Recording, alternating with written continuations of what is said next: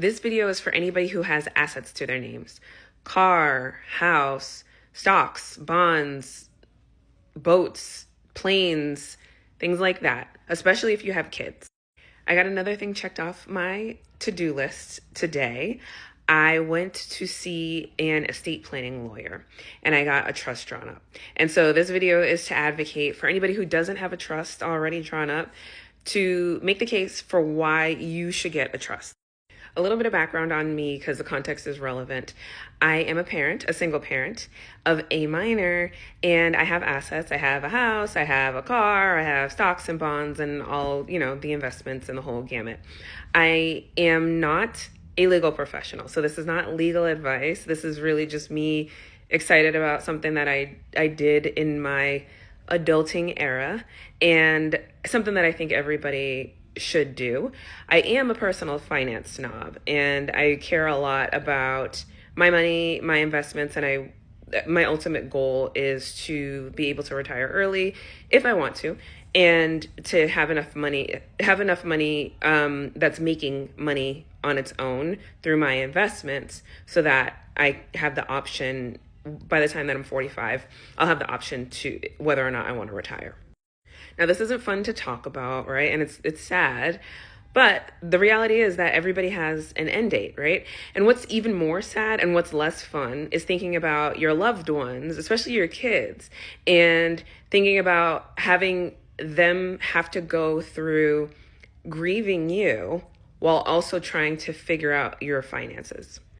So while planning for your retirement is a huge aspect of future planning, this is also, unfortunately, something that you should be thinking about planning for as well.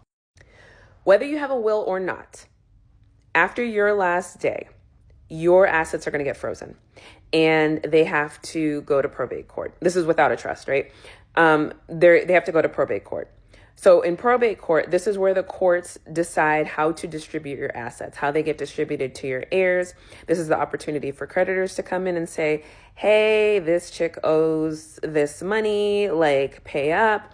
And also the opportunity for them to just verify that things are getting distributed in the way that was intended by you. The rough part about probate court is that it can take weeks. It can actually take years for that. And again, your assets are frozen. So let's say you're a single parent like me, your minor doesn't have any access to your bank accounts. Your children don't have access to any of your bank accounts. If you are married, right, and say it happens to you and your spouse at the same time, how are people going to continue to pay off your car note or pay your mortgage, right? And pay down your debts? How do you prevent it from going into foreclosure? And how are they able to get your children, access to the money that they need for school, for sports, and things like that if your assets are frozen? With a trust, though, you bypass probate completely, so you don't have to worry about it. Your assets are unlocked to the person that you designate as the executor of your trust. Your executor is the person who, beforehand, you give all the instructions about what you want to happen with your money. I want my house to be sold, or I don't want my house to be sold. I want the assets to continue to appreciate in value. I have certain money that I don't want my ex to get a hold of. I don't want my kid to get a hold of until they're 25 or 30, like of a responsible age, unless they have medical or like really pressing school reasons that they would need it. So your executor is a person who is supposed to act on the behalf of the beneficiaries and act in the interest of whatever you have claimed in that trust. Now, I will say, trust is not cheap.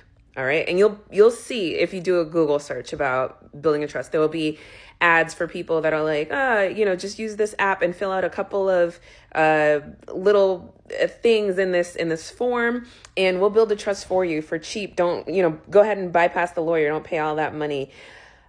Personally, the reason why I went to a lawyer to do it is because the thing that this lady is drawing up for me is 300 pages, and she is including all of the specific language that I want. I'm not going to play with my money, and I don't want it to end up in the wrong hands, especially because I feel like, I've worked so hard for this money. Why should it go to the government, right? So again, it's not cheap. We're talking in the four figures, right? Now, when the lawyer was explaining everything to me, she's like, is this what you want to do? This is the price, and is this what you want to do? And I was like, the answer is yes, either way. But just for my entertainment, just satisfy the curiosity, what is the cost of not doing this? Meaning, what would be the cost if I had to go to probate? All right.